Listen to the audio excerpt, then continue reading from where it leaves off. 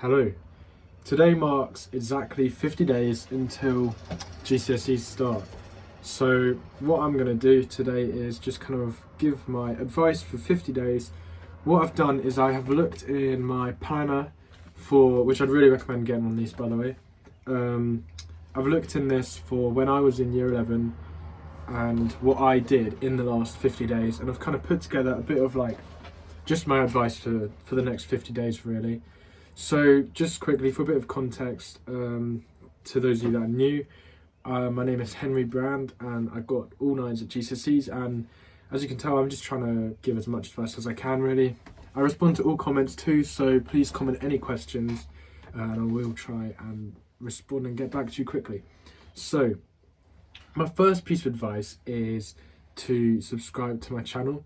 So it's a bit of a self-promotion, but I'm going to be releasing and I have released loads of videos that I think will help the most and would have helped me in year 11. So I've done quite a few subjects now, for those of you, if you just want to check at them, how to get a 9 in them. I've brought in people in subjects that I didn't get a 9 on. So yeah, and I'm also going to be releasing lots of videos like how to deal with exam stress and Easter revision plan. So I kind of do individual subjects and then also broader revision. So I've done things like how to deal with procrastination. So I would recommend obviously subscribing to me, so please do that now if you're new, and I'm going to be releasing lots of videos to help, and you can leave any video suggestions in the comments, and I usually do try and get to them, especially the most popular ones. So what I would say now in 50 days, that's kind of changed from my advice. I've done a 4-month video, a 2-month video, now it's a 50 days video, and I think now it's important that things need to start to change towards exam technique and practicing exam questions, practice papers, stuff like that.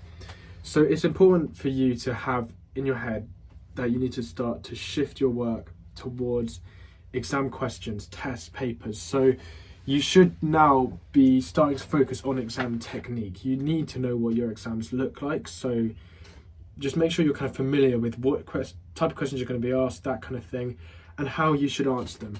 I would also recommend doing 1 practice question a week for all of your humanities.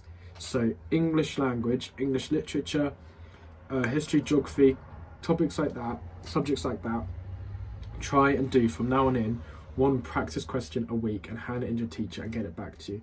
This all won't take that long. A long English question is about 45 minutes. And once you write down and start writing that's way better than 45 minutes of procrastination and all of that. So that is something I would highly recommend that you start doing. I did it in year 11, it really helped. It probably helped the most in those subjects, is getting that practice in. So my next advice is to start going over your flashcards too. I posted in the community section on my channel. It's difficult to see, but this is my actual flashcard plan for A-levels. If you actually want me to send you that, then please email me. I've put my email in the description and you can kind of edit it for yourself. So hopefully that should be useful too. But you need to be going over your flashcards now if you've made them. You can still make flashcards. I was still writing some. I've checked in my diary. So anything useful that's still good to write, I'd recommend writing them. But I've done a video on flashcards, how I would do them. And I think this is the best technique. I split them into 3 boxes: daily, weekly, monthly. If I got it right in daily, it went into weekly. If I got it right in weekly, it went to monthly. And if I got any of them wrong, they went back into daily. And that kind of technique that I've done a video on, so go check out, it's really helpful for flashcards. So yeah, I would recommend. I did about an hour a night on flashcards, so with my parents on most days. So flashcards, honestly, for me, and it is currently in A-level studies for me, really important to kind of get that knowledge in. And then you just complement that knowledge with exam practice. So next is Seneca. Now, lots of people have asked for a video on Seneca and I have promised it. I'm going to do this on Friday. So on Friday, I'm going to be going through in a bit of detail about how I would best use Seneca, which is honestly my favourite revision resource. I spent a lot of time on it in GCSEs and do in the A-level subject, so politics, which I actually have it for.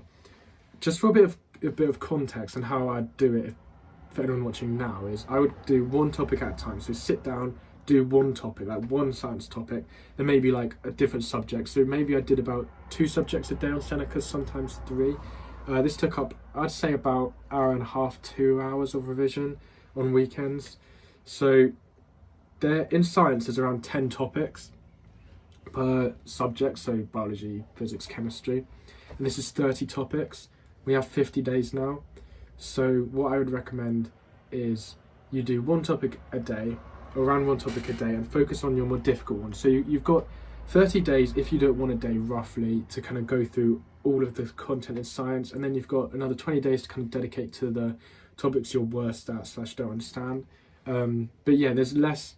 Seneca may look quite daunting, but if you break it up, you've actually got time to go through all of science again, doing it once a day, and that will massively help anyone aiming for whatever sort of grade. And then finally, my advice would be routine. So I said this in my 4-month video, but get a kind of routine. I'm doing it now as well in A-levels. I might do a video actually, comment if you're interested in this, of what I'm doing to revise for my A-levels now, because a lot of this I'm doing too. So I'm starting to wake up earlier now. Just get that routine into your exams. It's really important. I can't really stress it enough. You probably shouldn't be, obviously everyone's different and stuff, but you shouldn't be going to bed at like 2 a.m. Try to get a good routine and wake up at the same time every day. So getting that rhythm for exams is only 50 days. It's enough time to change a lot if you can kind of motivate yourself, and I've done a video on that too.